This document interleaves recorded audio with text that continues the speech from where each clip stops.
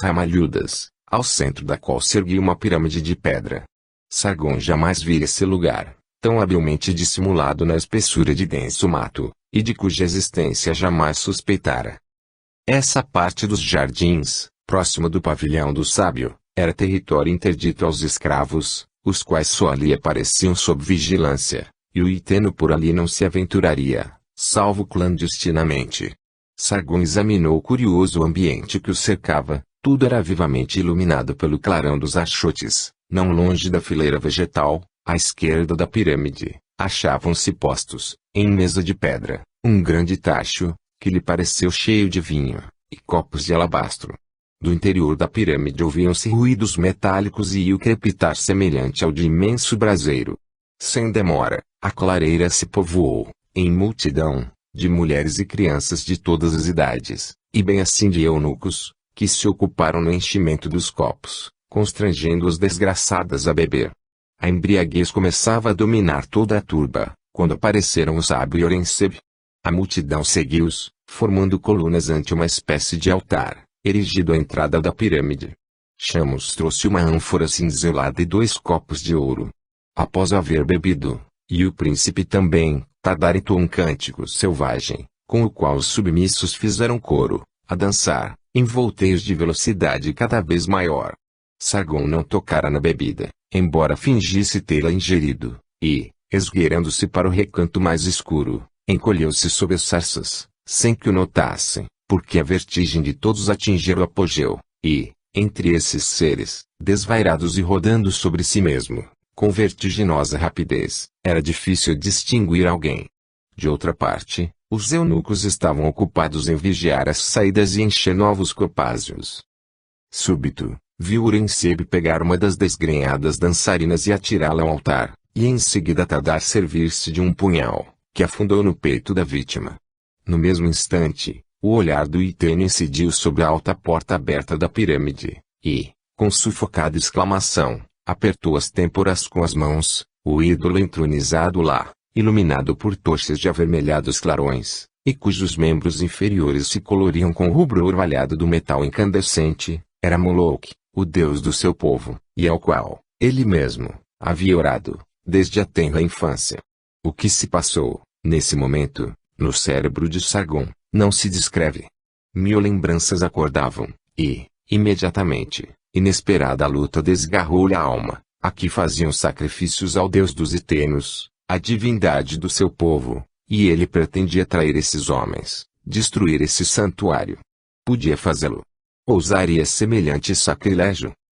Com o olhar vago, viu o sábio tirar a mulher imolada na fornalha, e depois Horenseb lançar nos braços fumegantes do deus um filho arrancado dos braços maternos.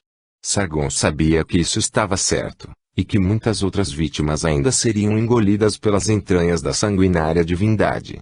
Inesperadamente, um novo curso de ideias fez-se aurora na mente superexcitada do jovem homem. Que consideração devia ele a esse Deus, que deixara ser vencido o seu povo, matar todos os seus, que o deixara arrastar, feito prisioneiro, ao país inimigo? Por essa divindade ingrata, abandonaria a sua vingança, deixaria viver e prosperar um homem que ele mais detestava no mundo, renunciar a Neite e perecer, ele próprio, miseravelmente? Não. Nunca. Devia fugir, imediatamente, pois era visível que Chamos já suspeitava dele, e o havia trazido ali para morrer. Mas, como consumar a fuga? A saída estava com sentinelas, e o renque espesso era intransponível, qual muralha. A iminência do perigo decuplicava todas as faculdades de Sargon, qual réptil, rojou-se, achatando-se quanto possível de encontro ao chão, para perto da saída, e ali aguardou algum acaso favorável. A espera não foi mal recompensada, convencidos de que os infelizes, destinados à morte, estavam incapazes de fugir. Os 2 eunucos abandonaram seus postos e avançaram um pouco, para melhor apreciar os sacrifícios, e o Iteno aproveitou a oportunidade. De um pulo atingiu a saída, embrenhou-se no sombreado de um mato bravo, e, constatando não ser perseguido, se fez ao largo, qual cervos sob latidos. Atingiu, não sem custo, a parte conhecida dos jardins, e, tendo traçado algumas linhas sobre pequena tabuinha oculta à jarra da correspondência com Ísis, Correu ao sítio onde, antes de ingressar no palácio, fingido escravo, escondera corda, machadinha e punhal. Não tardou em encontrar os objetos intactos. Com o punhal em uma das mãos, a machadinha na outra, Sargon andou, junto do muro, até a porta comunicante com a escadaria para o Nilo. 2 escravos ali vigiavam, acocorados na areia. Qual tigre, caiu sobre um, a quem fendeu o crânio, e, antes que o outro, aturdido, pudesse gritar, o mesmo lhe sucedia. Sem perda de um minuto, abriu o trinco e saiu para a escadaria, e, depois de fechar a porta, escorregou para a extremidade inferior de uma das esfinges, e, abrigado entre os tojos, parou um pouco para tomar fôlego. O mais difícil estava feito, e o ar fresco e puro que subia do rio refrigerou-lhe a fronte que manava suor. Mas, o solo como que queimava sob os pés, e imediato retomou a fugida, só se detendo às portas da casa de Neftis. Este e Queneamun, despertados, formaram conselho e, sem discrepância, foi decidido que Sargon e o oficial deviam seguir, imediatos, para Tebas, e tudo comunicar à rainha. E porque, na previsão daquela eventualidade, Queneamun havia, por antecipação, alugado um barco, movido por escolhidos remadores, tudo se concluiu rapidamente, e a noite ainda escurecia Mênfis com a sua sombra, e já os 2 moços estavam instalados na embarcação e rumavam Céleres para a capital. Quando, na manhã dessa noite memorável, Chamos despertou, um dos subintendentes anunciou-lhe, descorado e inquieto, que os 2 escravos guardiões da porta do Nilo haviam sido encontrados mortos, ao serem rendidos na vigilância, e que a porta fora aberta. O eunuco saltou a essa notícia, e como temer-se acordar Orensele, que repousava exausto, fez, à conta própria, severo inquérito, chegando à conclusão de que o assassino e fugitivo devia ser o escravo Carapuça. Tive razão em desconfiar do miserável, resmungou, atirando-se fatigado sobre um leito de repouso traço. Ele rodava muito nestes últimos dias. Possivelmente, não é surdo, nem mudo, e de tal se fingia para melhor espionar. Mas, quem poderá ser? E como conseguiu escapar-se, ontem? Meu raciocínio perde-se nesse enigma. O sol ia desaparecer quando Orensele, bem refeito, lépido e disposto, fez-lhe servir-se em uma refeição, mas, o apetite desapareceu completamente, no momento em que Chamos, lívido e trêmulo, disse-lhe dos acontecimentos da véspera e das suposições quanto à pessoa do fugitivo. O eunuco esperava um acesso de cólera e pancada, viu, porém, pasmado, o príncipe empalidecer apenas, e, sobressenhos contraídos, apoiar os cotovelos na mesa.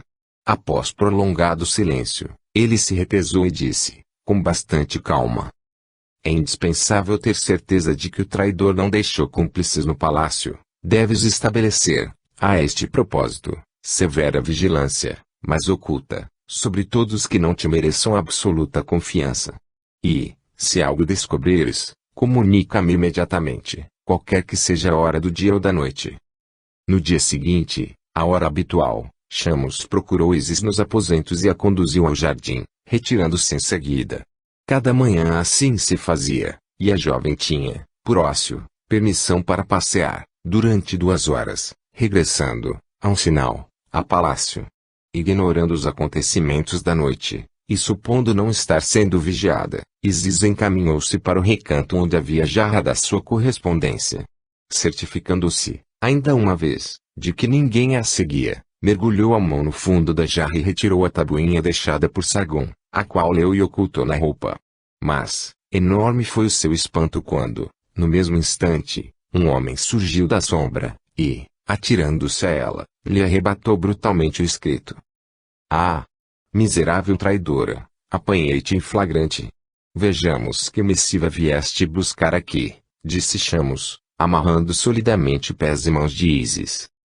Isso feito, abriu a mensagem e leu, admiradíssimo: fujo imediatamente, e se escapar vivo deste antro de assassinos, seguirei ainda esta noite com Queneamun.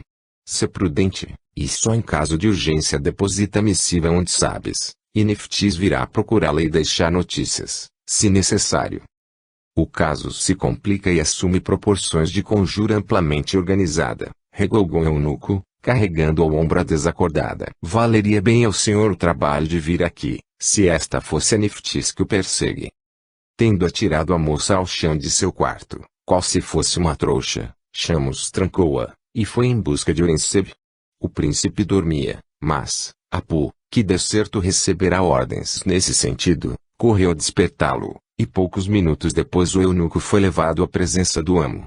Tendo relatado o que acontecera, estendeu-lhe a tabuinha, e, tão logo Horenseb pôs os olhos, saltou do leito, com um grito de raiva. Nephthys! A miserável traidora está metida nesta intriga. E quem é o cúmplice? O pseudo-carapuça. Isis deve saber. Sacudido de cólera e impaciência, Horenseb vestiu-se, sumariamente, e se encaminhou, seguido de Chamos, ao aposento de Isis. O pavor de se ver descoberta privara a moça de todos os sentidos, e o príncipe a encontrou desmaiada no solo. Pegando uma ânfora cheia de água, despejou-a sobre a cabeça da desmaiada, que, instantes depois, reabriu os olhos, mas, encontrando o olhar iracundo do príncipe, o terror emudeceu-lhe a voz, e ele, apesar da fúria, logo percebeu que, naquele estado de medo, era mais fácil matá-la do que obter confissão, e o principal era conhecer a verdade. Agitado ao auge, pela inquietação e pela ira, mandou Chamos buscar um frasco de gotas calmantes, e destas derramou algumas na boca de Isis.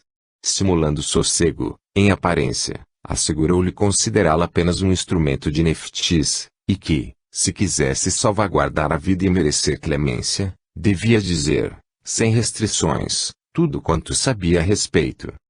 Dize-me, em primeiro lugar, quem é o escravo carapuça, e com que intuito, ele e tu, se introduziram aqui.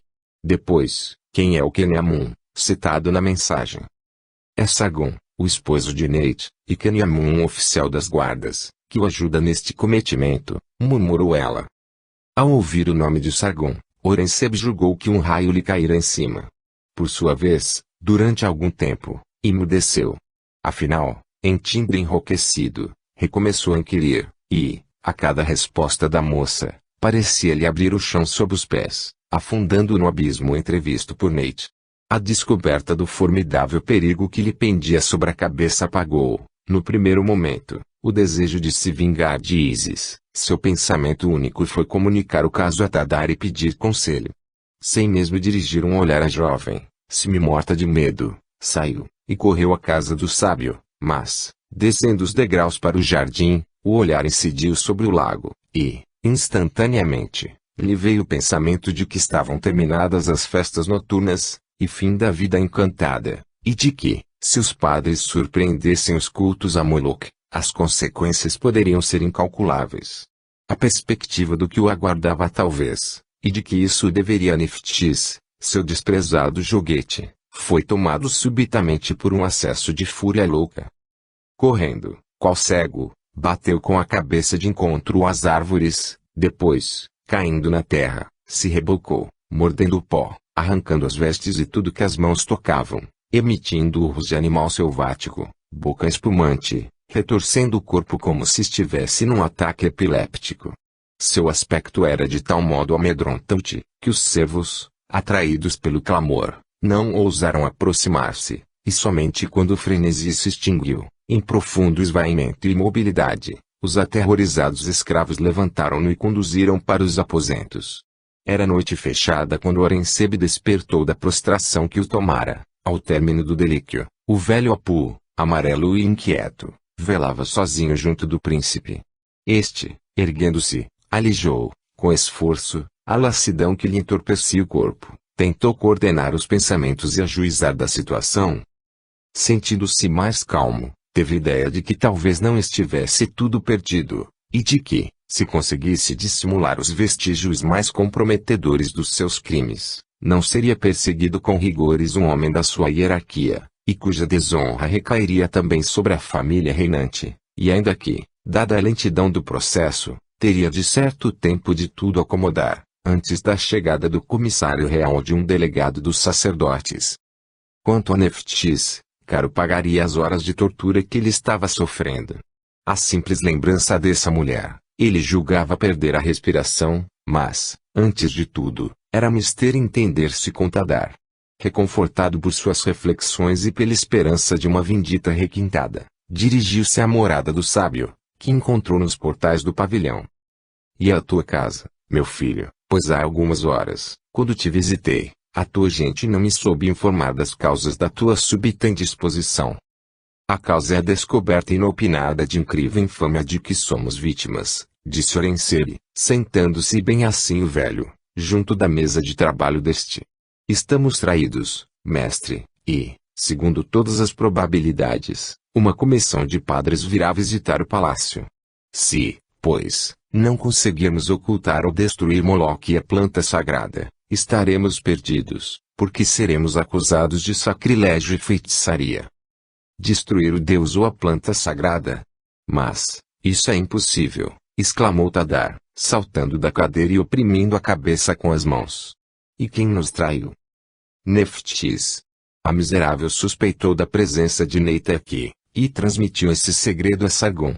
Fingindo-se surdo-mudo, o Iteno penetrou no palácio, disfarçado em escravo, e, ajudado por uma jovem, que supõe namorada dele, tudo espionou e afinal fugiu, na noite dos grandes sacrifícios. Após isso, com outro cúmplice seguiu para Tebas, para denunciar minha rainha, mas, resta saber de que modo Atazu acolherá essa denúncia contra um membro da família real, sendo mesmo provável que, por orgulho, não autorize um escândalo público, pelo menos até que a acusação seja positivada, e sim um inquérito secreto. Pois bem, tal comissão não deve encontrar aqui coisa alguma de suspeito. Nete confessará que me seguiu voluntariamente, fugindo de Sargon e de seu amor. Com a ajuda do Deus, tudo se acomodará ainda, terminou Orensebi, retomando, cada vez mais, a tranquilidade e a jactância habituais.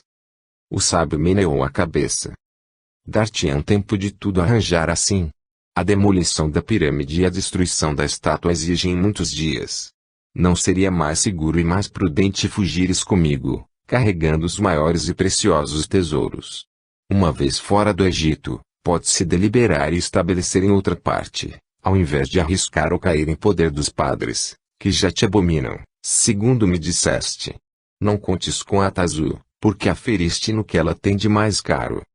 Será esse ente querido quem defenderá minha causa, e a ganhará. Quanto a fugir, para vegetar miseravelmente no meio de estrangeiros, não, Tadar, outras terras e recursos teremos sempre. Primeiramente, ensaiaremos algo melhor. Antes de 2 semanas não nos incomodarão. Seja como queres, disse Tadar. Deixa-me somente algumas horas para reler minhas notas, sobre o modo de proceder com a sagrada planta no caso presente. É pela destruição da pirâmide que começarás? Não, porque me proponho oferecer ainda um sacrifício expiatório ao Deus. Outros trabalhos indispensáveis tomarão o nosso tempo até lá, respondeu Orensebi, enquanto indefinível expressão de crueldade lhe crispou o semblante. Aos primeiros clarões da alvorada, o príncipe, acompanhado de Chamos, encaminhou-se ao muro, à procura da fenda indicada por Ísis, e, tendo encontrado o esconderijo, nele introduziu a mão, retirando o pequeno rolo de papiro. Lábios trêmulos de ira, Orensebi leu. Eles partiram. Dentro de 4 noites, a partir de hoje, virei buscar teu escrito. Não deixes de me dar notícias tuas. Não apanhamos a miserável agora, mas não perderá por esperar, disse, voltando-se para Chamos. Depois, deu ordens, e seguiu o rumo do pavilhão de Tadar. Sua sanha contra Neftis era indescritível, e por momentos pensou em retirá-la do próprio domicílio. Refletindo, porém, julgou tarefa assaz arriscada, o tempo era demasiado precioso para ser perdido futilmente. A traidora não lhe fugiria. A partir de então, febril atividade começou em palácio. O primeiro labor foi levado a termo pelo príncipe Tadar, sob absoluto sigilo. Retiraram do tanque a planta misteriosa, com o respectivo cesto, que foi posta em profunda fossa, com água, num local úmido e sombreado. Depois de curvadas as hastes, recobriram-na de terra fresca e relva. O seguir, Tadar encheu com o pernicioso líquido grandes frascos vermelhos e azuis, e também uma caixeta com sementes do perigoso vegetal, reuniu seus mais preciosos manuscritos e bem assim alguns objetos concernentes ao culto, e ainda as suas insígnias sacerdotais, encerrando tudo num cofre que, à noite, fez conduzir, num barco, para o sítio do qual falaremos oportunamente. Todo o restante, ervas, pomadas, vidros, papiros e bagagem científica, foi enterrados sob uma árvore. Isso concluído, começou o desmonte das bases de estacas e do pavilhão. O tanque ocupado pela planta foi arrancado, as lajes quebradas, e desfeitos os altares sacrificatórios, de modo que, 2 dias decorridos, só restava ao centro do lago uma ilhota vazia, coberta de abrolhos e sem comunicação com a terra firme. Em prosseguimento, foi destruído ou distanciado quanto possível, dos locais das orgias, tudo quanto pudesse caracterizar a sua antiga serventia. E o próprio palácio passou por transformação radical. As centenas de tripés e caçolas foram empilhadas, e bem assim os perfumes venenosos integrantes das bacanais, em cava subterrânea, devidamente murada em seguida. Todas as salas foram arejadas e suprimidas as grades isolantes dos apartamentos separados das vítimas de Moloque, os servos despojados dos ricos trajes e joias que usavam, e vestidos, em troca, simplesmente de linho. Horenseb juntou a esses objetos tudo quanto possuía de mais precioso em feitura de joias, de baixelas e armas e também as asas douradas, tiara e paramentos e tenos de que se servia, e os escondeu em vários pontos do imenso jardim. Em meio das febris atividades, passou o tempo rapidamente, e chegou a noite designada em que Neftis devia vir. Horenseb estava satisfeitíssimo, tudo marchava bem, e se conseguisse demolir ainda a pirâmide e quebrar o colosso, cujos pedaços iriam parar no Nilo, podia ser feito um inquérito, porque as provas palpáveis dos seus crimes teriam desaparecido. Antes, porém, de empreender esta última parte do trabalho de salvação, queria apoderar-se de Neftis e vingar-se, por alguma tortura inaudita. Ao se lembrar do que lhe custava a traição dessa mulher, da mutação no estranho viver que ele tanto adorava, dos desgostos, perigos e humilhações que o guardavam talvez, cada fibra do seu robusto corpo se encolhia de raiva, o ódio, a sede de vindita quase lhe suspendiam a respiração. Quando o sol transpôs para baixo a linha do horizonte, Horenseb, em companhia de Chamos, deixou o palácio, pela escadaria das esfinges, e, esgueirando-se ao longo do muro, ambos se agacharam nas sarças, a poucos passos do escaninho correio. Aguardaram muito, e a hora era bastante avançada quando, enfim, perceberam uma sombra que se aproximava cautamente. Era Neftis, que, envolta em escuro manto, vinha buscar as notícias de Ísis. Chegada junto do esconderijo combinado, ajoelhou e remexeu o interior, à procura do rolo de pergaminho, mas, eis que 2 braços vigorosos a pegaram, repuxando-a bruscamente, e, antes que pudesse dar um grito, espessa mantilha lhe foi passada em volta da cabeça. Sentindo que a conduziam, debatia-se em desespero, compreendendo que qualquer coisa fora descoberta, e, uma vez por detrás desses muros, entregue à vingança de Horenseb, teria morte, e morte horrível. Exausta pela luta, abafada pelo pano que lhe cobria a cabeça, teve um atordoamento e perdeu os sentidos. Horenseb, ele próprio, havia levantado Neftis, apesar da resistência, e, auxiliado pelo eunuco, levou-a para o jardim. Enquanto Chamos fechava cuidadosamente a porta, atirou o fardo em terra e disse: "Acende uma tocha, Chamos. É preciso ver se não erramos a caça." O eunuco obedeceu. "Não erramos," e a víbora, desmaiada de medo, falou Horenseb, com desprezo. "Leva-a, e segue-me para a pirâmide. Vamos ver de que maneira a traidora conversará com o Deus. Fizeste acender o braseiro?" "Sim, senhor," respondeu Chamos, carregando Neftis nos ombros. Chegados à pirâmide, o eunuco depôs a jovem no chão, e desapareceu. Horenseb encostou-se à entrada, ora fixando a vítima, com o olhar malvado, ora prestando ouvido ao crepitar do fogo nas entranhas do colosso, condenado por essa mesma vítima, a ser destruído. Logo depois, Chamos regressou, trazendo um cesto coberto e uma jarra cheia de água, e, enquanto o príncipe descobria a cesta, cheia de rosas, e dela retirou um copo e um vidro vermelho, o eunuco derramava água no rosto e peito de Neftis, na intenção de reanimá-la. Vendo que esta fazia um movimento, Horensebe despejou sobre ela todas as flores. A moça estremeceu e se retesou, com o olhar perturbado. O aroma atordoante subia-lhe ao cérebro, colorindo de febre e rubor as pálidas faces. Encontrando, porém, o olhar do príncipe que a fixava sombrio, ameaçador, cheio de impiedosa crueldade, ergueu as mãos juntas, murmurando: Graça! Graça, a ti! Traidora, espiã, ladra, respondeu Horensebe, num rir estridente. Graça a ti, que me denunciaste e traíste. Dize-me, antes, que tortura devo inventar para te fazer pagar quanto ousaste contra mim? Perfurarei essa língua delatora, ou vazarei esses olhos de serpente? O furor tirou-lhe a voz. Rangendo os dentes, espumando pelos lábios, ficou desfigurado e horripilante. Por um momento, o punhal que retirara do cinto brilhou sobre a carne de Neftis, que lhe sentiu a friura da lâmina e permaneceu petrificada, paralisada de horror e medo. Mas, Neftis era alma enérgica, de varonil coragem, apaixonada, odienta e vingativa em excesso, compreendeu que soara a sua derradeira hora, e que o homem criminoso, que julgara com a sua vida e a destruíra, ousava erigir sem juiz para julgá-la, como se tivesse ela correspondido com ingratidões e traição a quaisquer benefícios dele recebidos. Todo o seu ânimo se rebelou, e, nessa exasperação, dominou, momentaneamente, até a influência do veneno. Repelindo as rosas que a cobriam, endireitou-se, olhos esbraseados. Tens razão, Horensebe, estava louca ao pedir o perdão que eu obteria mais depressa de um tigre do que de ti, para quem a morte é uma distração. Quando o ocaso me ajudou a fugir, compreendi ser apenas um joguete destinado a horrível fim, mas, silenciei, durante mais de um ano, e não te trairia, porque te amo muito mais do que a própria vida, apesar da impiedosa zombaria com que propinavas o veneno para despertar no meu coração insensato amor, que repelias tão logo elevava a ti os olhos, recusando-me mesmo esse amor indigno que se concede a uma escrava.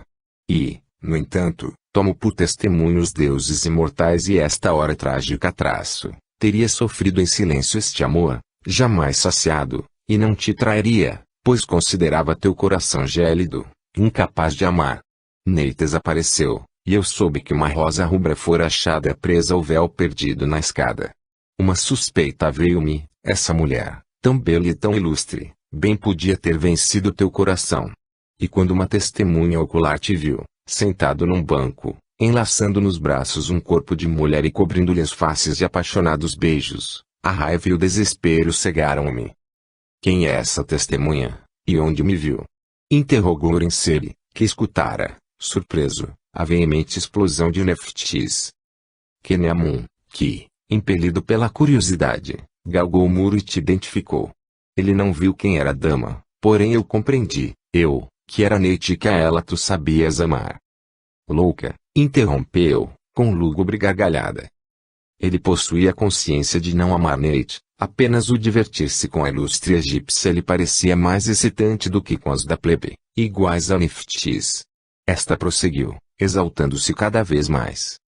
Sim, nesse cruel instante, meu amor por ti se transmudou em ressentimento, e contei a verdade a Sargon e a Ísis, de quem destruíste a irmã, a infortunada que também receberá rosas, as malditas mensagens de morte que envias às tuas vítimas.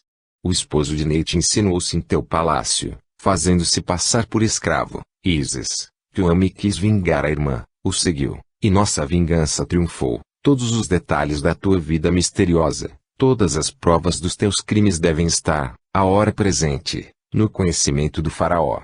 Justiça será feita, e sobre tua cabeça criminosa cairão as humilhações e os sofrimentos rivais daqueles que infligiste sem compaixão.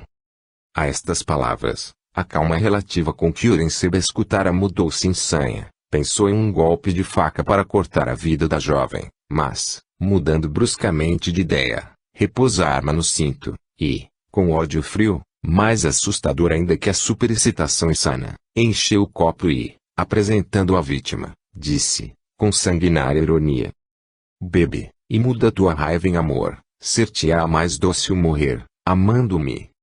Neftis recuou, com horror. Deixa-me, não quero beber esse veneno. Bebe, rugiu ele, ou fure-te os olhos.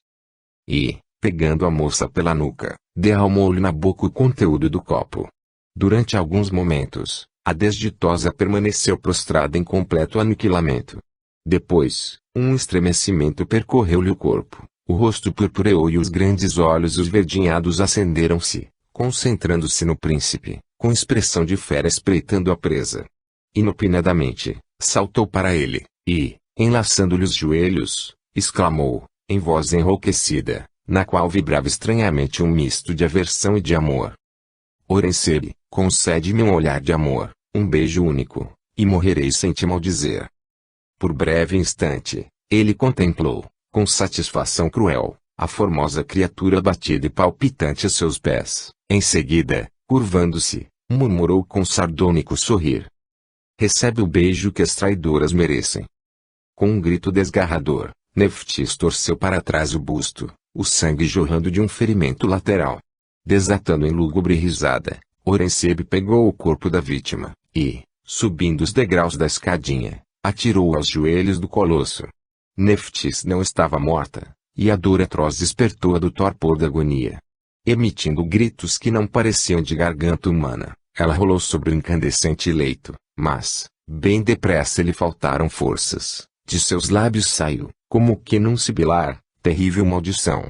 Depois, emudeceu, e apenas os sacudimentos, os sobressaltos convulsivos demonstravam que a vida ainda não abandonara o jovem e robusto organismo.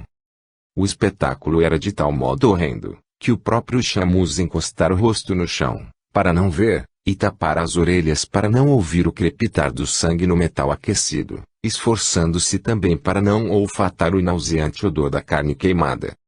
Oresebe, ao contrário, estava imperturbável, impassível, braços cruzados, saboreando a vingança. Nenhuma fibra do seu bronze e o coração estremeceu sequer, ao ver o belo corpo da infortunada cobrir-se de bolhas, a pele fender-se, os membros revirarem-se à semelhança de tições sobre carvão aceso, depois um montão de cabelos dourados incendiar-se e torvelinhar em torno dele em uma nuvem de centelhas. Mas, então, seu olhar encontrou o da vítima, concentrado sobre ele. Esses olhos fixos, fulgurantes, injetados de sangue, não mais pareciam pertencer a um ser humano. Os sofrimentos e as maldições de uma criatura torturada até a loucura sintetizavam-se nesse horrível mirar, que, queimando qual labareda, pesado quanto o chumbo, dir-se-ia perfurar, paralisando, a alma do nigromante. Oresebe voltou o rosto, com involuntário arrepio, ignorava que, naquela hora nefanda, uma alma desbordante de ódio se havia ligado a ele por milênios, que esse fatal olhar persegui-lo-ia através de séculos, pesando sobre suas vidas sucessivas, envenenando-lhe o repouso, destruindo-lhe por vezes a razão. Quando o príncipe teve dominada a fraqueza e seu olhar voltou-se para a supliciada, os terríveis olhos estavam extintos, Neftis morrera. Oresebe saiu da pirâmide e chamou o eunuco, que se erguera lívido e em calafrios. Faz apagar o fogo imediatamente. Lança por agora o cadáver da traidora no fornilho vazio, e que os designados comecem em seguida a demolição da pirâmide. Agitado por estranha inquietude íntima, Oresebe regressou aos aposentos e se atirou ao leito. Sentia-se derreado, e fechou as pálpebras, mas, antes seu espírito reviveu a cena que assistira, o olhar semi-extinto de Neftis fixava-o sem cessar, o cheiro da carne queimada sufocava-o, e espessa fumaça enegrecida surgia-lhe em torno, entorpecendo-lhe os membros, colando-se-lhe a pele, interrompendo-lhe a respiração. Com abafado grito, ergueu-se seu espantado olhar viu o velho Apu, que, tremelicante, lhe apresentava tabuinhas. Senhor, um homem, vindo de Tebas, pede para falar-te imediatamente. Insistiu de tal modo, que ousei despertar-te. Ó, com acento circunflexo o príncipe pegou as tabuinhas e as abriu, brusco, lendo apenas uma palavra, Mena, ali traçada, mas bastante para fazê-lo pálido. Faz entrar o desconhecido, disse, levantando-se. Pouco depois, um homem, envolto em manto escuro, que lhe escondia o rosto, foi introduzido por Apu. Logo que se retirou o escravo, o recém-chegado se desfez do manto. Era o irmão de Neit, cujas vestes, amarrotadas e sujas, atestavam a fadigada e ininterrupta viagem. Que grave notícia me trazes tu? Indagou Orensebi, apertando a mão do visitante e oferecendo-lhe uma cadeira. Sim, o que te venho dizer é de tal modo grave, que arrisquei minha cabeça para prevenir-te. Pretextando assunto de família, pedi licença e, secretamente, corri a comunicar-te. Estarás perdido, príncipe, se não conseguires fugir. Sargon, disse, acusou-te ante Atazu de sacrilégio, assassinos inauditos e do rapto de Neith, que mantens prisioneira aqui. Neith está aqui, é verdade, mas me seguiu voluntariamente, para fugir ao esposo, que ela teme e que aborrece. Dize, porém, minuciosamente, quanto aconteceu. Ninguém sabe, ao certo, o que ocorreu. Sargon obteve audiência da rainha, presente Tutmés, que, por motivo ignorado, apunhalou Iteno, o qual expirou 2 horas depois. Mas, à cabeceira do moribundo, Atazu reuniu um conselho extraordinário, ao qual o ferido formulou uma denúncia detalhada, acusando-te de crimes inomináveis. Desde esse dia, o príncipe Tutmés foi posto incomunicável em seus aposentos e teu nome anda de boca em boca. Tebas está abalada pelas mais diversas murmurações. Soube, de Satati, que uma comissão, composta de Hanseneb, Romo e alguns outros padres, virá a Mênfis, e, com o concurso do grande sacerdote, fará inquérito em teu palácio. Keneamun, o oficial das guardas que tu conheces, acompanha Hanseneb, e traz ordem para o comandante de Mênfis pôr força armada à disposição dos sacerdotes, caso o destacamento de guardas, comandado por Antef, não seja suficiente para te prender. Precedi a comissão, que, presumo, não chegará antes de amanhã, cedo. Tens, pois, tempo de fugir, e, se queres ouvir meu conselho, trata de deixar o Egito, porque a tua vida não vale um anel de prata, e em verdade foi preciso todo o meu desinteressado devotamento para prevenir-te, em semelhante ocasião. Recompensarei tua dedicação, Mena, e, se conseguir contornar o perigo que me ameaça, e defender-me, podes ficar certo de que farei a tua fortuna, respondeu Orensebi, a quem terroso pálor cobrira o rosto, no decurso da narrativa do oficial. Tu contas fugir a tal perigo e salvaguardar tua posição? Perguntou Mena, embasbacado. Não te iludes. Disse mais, que Neftis deverá depor contra ti e desvendar fatos horríveis. Neftis não dirá coisa alguma, porque está morta, e, quanto ao resto, os deuses me ajudarão, eu espero, a tudo acomodar, disse Orensebi, levantando-se. Retirou de um móvel uma caixeta cheia de joias e um saquinho de anéis de ouro e os entregou a Mena. Aceita isto, em primeiro sinal da minha gratidão, e agora descansa. De certo queres ver Neith? Não, é inútil saiba ela da minha vinda aqui, desde que me asseguras estar ela viva e passando bem, fico tranquilo. Além disso, devo deixar-te sem tardança, pois ainda tenho assunto na cidade e pressa em retomar o caminho de Tebas. Mas, a propósito, dizes que Neftis morreu, e sabes onde residia? Sim, e Orensebi indicou o local. Mas, bebi ao menos um copo de vinho para te reconfortares. Espera. Eu te trarei pessoalmente, e vou dar algumas ordens. Tão logo o príncipe se ausentou, Mena correu à mesa colocada junto do leito e sobre a qual havia percebido um colar e braceletes, de grande preço, que Orensebi lhe pusera ao deitar-se, e os fez desaparecer nas vestes, e bem assim outros pequenos objetos em lápis lazuli e em malaquita. Depois, reenvolvendo-se no manto, murmurou, chacoteando e girando em torno um olhar sorrateiro. Doido, que, com a corda no pescoço, sonha com acomodações, em vez de fugir, como faz o veado perseguido pela quinsalha. Eu supunha mais atilado. Quanto ao teu vinho, muito agradecido. Bem poderia impedir-me, para sempre, de reentrar em Tebas. Voltava Orensebi, trazendo um copo de vinho. Meno aceitou e fingiu nele molhar os lábios, depois, deixando-o, disse. Agradeço-te, príncipe, mas, escusa-me, cada minuto me é precioso. Adeus. Possam os deuses permitir que te reveja brevemente, liberto de todos estes aborrecimentos. Ficando a sós, Orensebi deixou-se cair numa cadeira, e fechou os olhos. Tinha necessidade de disciplinar os pensamentos e tomar uma decisão. Seu primitivo plano de destruir todos os vestígios dos seus crimes era impraticável, porque demolir, de um dia a outro, a pirâmide e o colosso se tornava impossível. E agora, na perspectiva de perder definitivamente sua hierarquia e os haveres, para vagar, fugitivo e miserável, longe do Egito, seu orgulho se rebelava.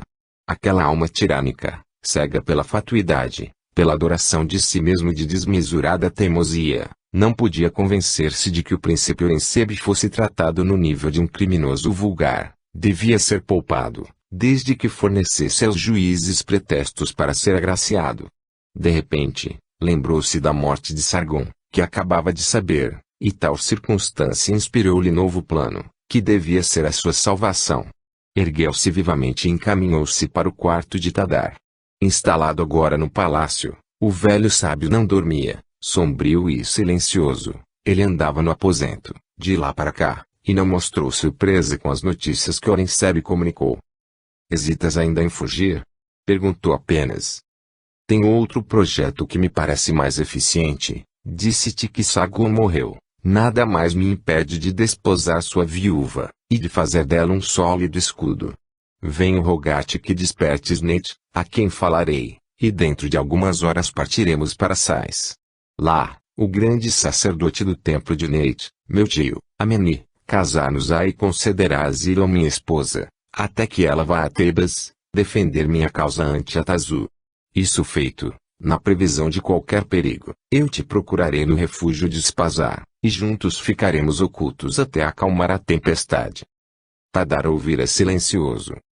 "Seja, despertarei Neit, e, após vossa partida, tomarei aqui as derradeiras providências, antes de seguir para a casa de Spazar. Quando adormecida estiver em condições, eu te mandarei chamar. Não, manda a meu aposento. Enquanto isso, vou regular um assunto indispensável, e preparar tudo para a viagem." Regressando, Horensebe chamou a Zefai e Shamus. Aquele recebeu todas as ordens concernentes à viagem. Em seguida, acompanhado do eunuco, o príncipe encaminhou-se à câmara de Ísis, a quem, por sua ordem, rasparam a cabeça, sendo conduzida após, amordaçada, para um barco, no qual entraram os dois homens.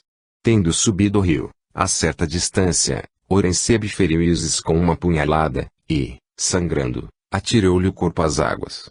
Voltando aos aposentos, esfalfado de fadiga e de emoção, o príncipe apoiou os cotovelos e deu curso a reflexões, mas, sem grande intervalo, ergueu-se e pegou uma pequena ânfora vermelha e a esvaziou no copo de vinho que havia servido Mena. Terminava isso, quando o reposteiro foi erguido, e Neit, perturbada e indecisa, parou no limiar. Refeita e confortada pelo longo sono, a jovem mulher havia recuperado toda a beleza e viço. Com exclamação de contentamento, Horensebe precipitou-se para ela, e apertou apaixonadamente de encontro ao peito. "Minha bem-amada, quanto me afligiste com o teu louco ciúme. É a ti unicamente que eu amo. És a soberana do meu coração e de minha casa. Como te sentes?" "Bem, apenas um tanto fatigada e com a sensação de cabeça oca", respondeu, apoiando a testa no ombro do príncipe. "Então bebe este copo de vinho, reconforta-te, minha querida, porque tenho bem graves coisas a te confiar." Neit bebeu, e, quase instantaneamente, rubor febril colorou-lhe o rosto. Horensebe observou com satisfação, estava seguro de que nenhum poder lhe arrancaria aquela mulher, o veneno lhe entregava com insensata paixão. "Que tens a dizer-me, Horensebe? É feliz ou triste notícia?" indagou ela, erguendo para o príncipe um olhar pleno de amor e de ansiedade. "Quero comunicar-te que mortal perigo ameaça-me, porque fui traído." Neit soltou um grito. Esse momento ela o previra, e em vão suplicara renunciasse ele à vida culposa, que terminaria por perdê-lo. "Quem te traiu?" "Sargon, teu marido, que, disfarçado em escravo, se introduziu neste palácio, e, tendo espionado tudo, denunciou-me a Atazu, mas, pagou com a vida suas espionagens, porque Tutmés apunhalou-o. Uma comissão de padres, acompanhada de soldados, chegará aqui, amanhã, para prender-me, sob acusação de sacrilégio e feitiçaria e outros crimes incríveis. Acusar-me-ás tu também, Neit? Narrarás tudo quanto ouviste nestes recintos?" ou amar-me-ás bastante para guardar segredo e não revelar coisa alguma aos sacerdotes. A jovem mulher recuou, muito pálida, revelando no expressivo semblante a luta violenta entre a verdade, que estava acostumada a dizer, e a mentira que lhe era solicitada. O coração do príncipe contraiu-se. Se a força do feitiço não chegara a subjugar aquela altiva e honesta natureza, a derradeira esperança estava perdida.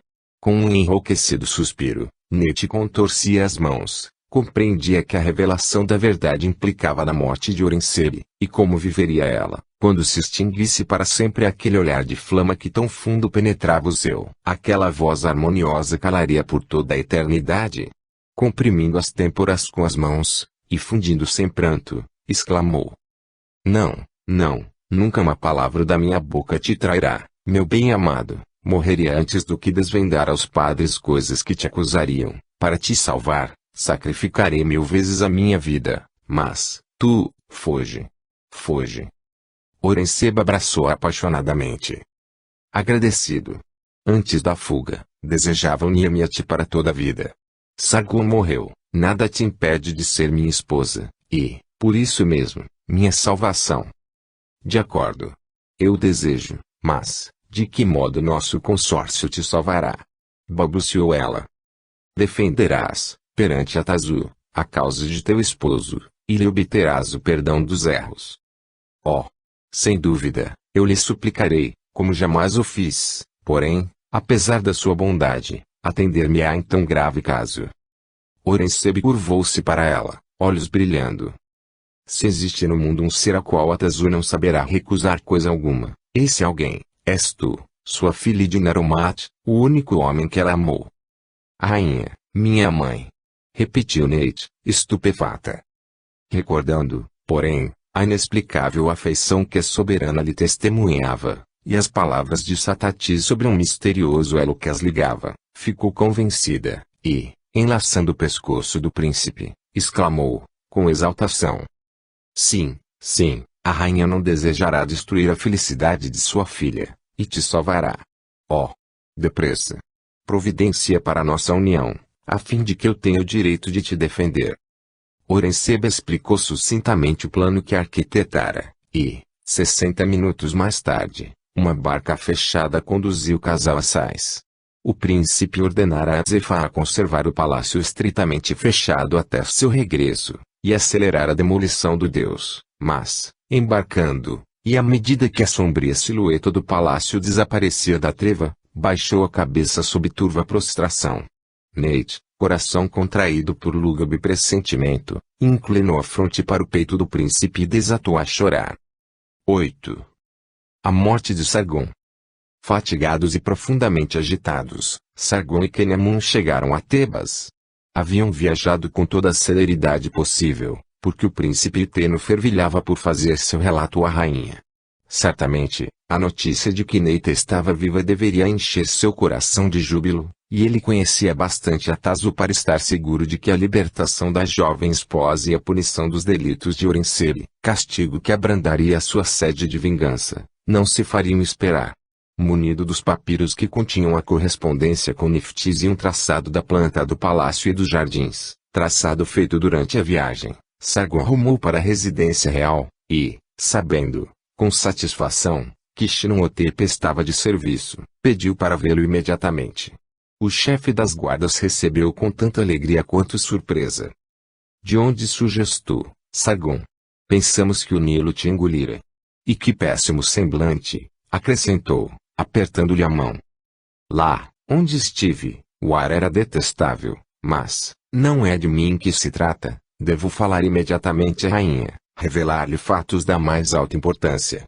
Poderei ser recebido? A rainha está na sala particular, com Tutmés. Vou pedir suas ordens, respondeu Shinotep. Após ligeira espera, que pareceu interminável com acento circunflexo e impaciência de Sargon, o chefe das guardas reapareceu. Segue-me. Sua majestade aquece em receber-te, disse ele, conduzindo-o, através de uma sala e pequena galeria, até junto de um reposteiro listrado de ouro e branco, que suspendeu. Achou-se Sargon num salãozinho, do qual um dos lados era aberto para um pátio interior, plantado de acácias, palmeiras e arbustos cheirosos. A folhagem desta luxuriante vegetação penetrava no aposento, por entre as colunetas pintadas, formando como que um gradil de frescura e perfume. Junto de dourada mesa de cedro, colocada sobre estrado, de pintura vermelha, estavam sentados Tutmés e Atazu, com o tabuleiro do jogo de damas posto entre ambos, mas o anúncio de Shinotepa havia interrompido a partida, e o jovem príncipe tamborilava com os dedos no dito tabuleiro, mostrando descontentamento, e o olhar de seu com desdenhoso rancor sobre o Iteno, que se prosternara após haver transposto o limiar. Levanta-te, Sargon, e diz o que de grave tens a comunicar-me, falou a rainha, benevolamente. Filha de Ra, tua sabedoria decidirá do valor de minha narrativa, porém o que tenho a proferir somente por teu ouvido pode ser escutado, respondeu Sargon, fixando Tutmés, com olhar sombrio e significativo. O príncipe ergueu a cabeça, e um relâmpago de cólera iluminou seus negros olhos. Fala sem temor, o faraó meu irmão tem a minha plena confiança, disse a rainha, acomodando-se na mesa e endereçando amistoso olhar a Tutmés, que, satisfeito e reconhecido, se havia levantado, e, após lhe apertar a mão, apoiou-se no encosto da cadeira. Pois que ordenas, minha gloriosa soberana, falarei para desvendar-te crimes inomináveis, começou Sargon, depois de hesitar brevemente. É de Neit que se trata. Ao nome da desaparecida, a rainha estremeceu e seu olhar se velou. Que soubeste sobre o seu destino? Ela vive, porém está em poder do príncipe Orenseb. Este criminoso homem, possuidor de um veneno desconhecido, mas terrível, que submete a ele a alma e os sentidos das suas vítimas, enfeitiçou Neit, que arde de amor por ele. Atualmente, ele a mergulhou num sono maléfico, pois, insensível qual um morto e apesar de viva, dorme desde há algumas semanas num pavilhão oculto do jardim. Tens consciência da gravidade de semelhante acusação contra um membro da família real? Atalhou suspeitosamente Tutmés. É mais admissível que um homem belo e sedutor, qual o Orenseb, conquistasse o coração de Neit, sem sortilégio algum, e ela o tenha acompanhado voluntariamente e se esconda no palácio precisamente para te evitar, a ti, Sargon, o esposo que ela jamais amou e cuja feroz paixão já uma vez lhe pôs em perigo a vida. Uma clarão de ódio mortal percorreu os olhos sombrios de Sargon. O que avanço, posso provar, faraó. Disfarçado em escravo, introduzi-me na habitação desse príncipe, nódoa do Egito, espionei sua vida íntima, descobri seus crimes e seus segredos. Sei que, com a ajuda e sob a direção de um velho sábio, cultiva a venenosa planta cujo sumo expande um aroma atordoante e escraviza quem o respira a brutais paixões.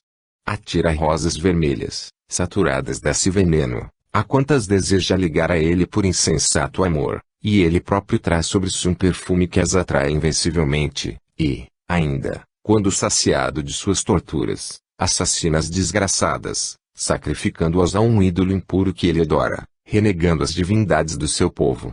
Oh! Minha língua se recusa a relatar todos os horrores de que fui testemunha. Fui uma das vítimas do nigromante, miraculosamente fugida do seu poder, quem me pôs no caminho da verdade. Essa mulher, de nome Neftis, ajudou-me, e eis aqui a correspondência que mantivemos, durante a minha estada na mansão de Orenseb, acrescentou o narrador, fixando irônico e dissimulado olhar ao rosto subitamente pálido de Tutmés, que estremecera, ao nome de Neftis. Conta, em minúcias, tudo quanto viste e apreendeste, pois desejo tudo saber, ordenou Atazu, com a voz enrouquecida de emoção, arrebatando das mãos de Sargon as tiras de papiros, antes que ele se ajoelhasse para lhes entregar. Com satisfação cruel, prelibando antecipadamente a vindita que se apropinquava, o moço Iteno relatou abreviadamente as revelações de Neftis, o plano que concertar com ela, Isis e Keniamun, e bem assim a maneira pela qual penetrara no palácio dos dois bruxos. Em compensação, descreveu pormenorizadamente tudo quanto surpreendera da vida de Orenseb, de suas relações com Tadar, o misterioso sábio e guardião da planta nefasta, dos sacrifícios humanos que ambos ofereciam a Moloch, e, finalmente, mencionou as festas noturnas e as orgias inauditas com que se recreava o príncipe e as quais obrigava Neit a assistir, malgrado o horror da infortunada, horror que lhe desfigurava as feições. Desgraçada criança! Serás liberta e vingada, explodiu Atazu, trêmula de emoção e cólera. Sem perder minuto, vou dar ordens para que sejam presos os dois miseráveis, e farei julgar as iniquidades que cederam à paciência dos imortais. Quis erguer-se, mas Tutmés, cuja palidez aumentara no decurso da narrativa de Sargon, curvou-se vivamente e pôs a mão no braço de Atazu.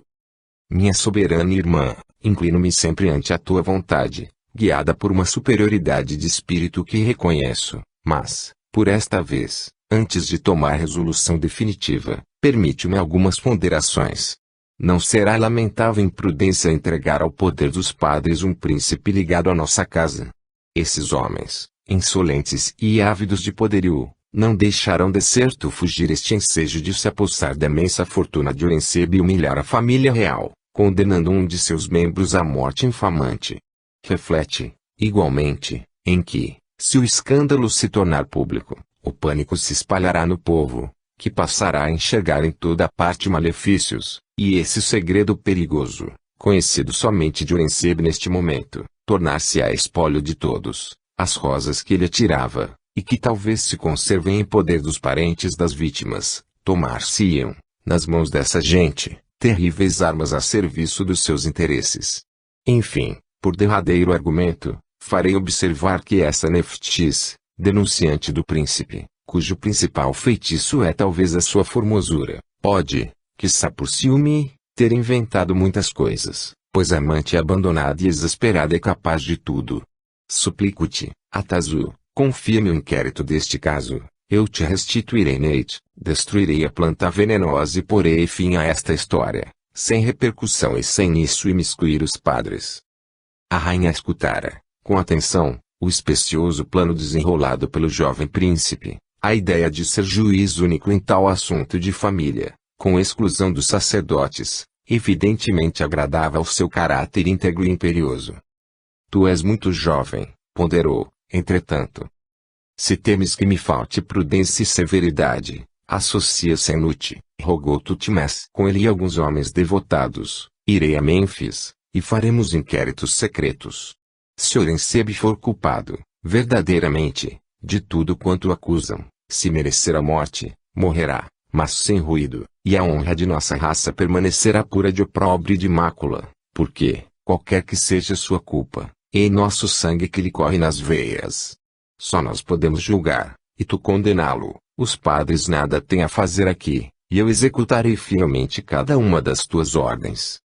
Com agitação sempre crescente, Sargon acompanhara a conversa entre irmão e irmã, não duvidando de que Tutmés queria intervir neste caso, para impedir a descoberta da sua cumplicidade com o infeliz Nephthys, de que o príncipe, que por esse mesmo veneno havia conquistado o posto que desfrutava, jamais usaria para com Horensebe a merecida severidade, e deixá-lo ia fugir talvez.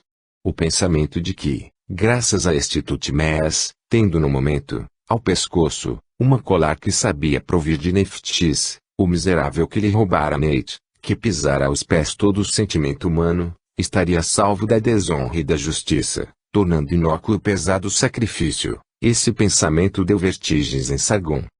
Rainha, exclamou em voz destimbrada, há crimes tão grandes que a punição deles deve ser proporcionada. Empenhando minha vida nesse perigoso empreendimento, jurei que, se os imortais me protegessem, arrastaria esse indigno nigromante através das ruas de Tebas, coberto de correntes e de opróbrio. Que caia sobre ele a colheita do que semeou. E tu, faraó Tutmés, não te encarregues de um julgamento que poderia ser muito pesado aos teus ombros, recusarias e abrandarias, talvez, ante o perfume das rosas rubras e dos colares enfeitiçados que encadeiam a alma e a vontade das mulheres. O tom e olhar que acompanharam estas palavras fizeram subir um fluxo de sangue ao rosto de Tutmés. Insolente, gritou fora de si. Teu ciúme contra Horensebe te cega ao ponto de ousares intrometer-te na conversação de teus senhores. Depois, dobrando-se de todo para Atazu, que via surpreendidíssima a alteração e o furor de ambos, disse: Minha irmã e soberana, em sinal de teu favor e confiança, de que não desmereci, concede-me, na qualidade de primeiro príncipe do sangue, regular este assunto de família. Sargon, que seguia cada um dos movimentos, compreendeu o intento de Tutmés. O aroma enervante do colar devia atingir o olfato da irmã e submeter à vontade independente e enérgica de Atazu. Insensata raiva devorou Sargon, deixando-lhe vivido apenas um pensamento: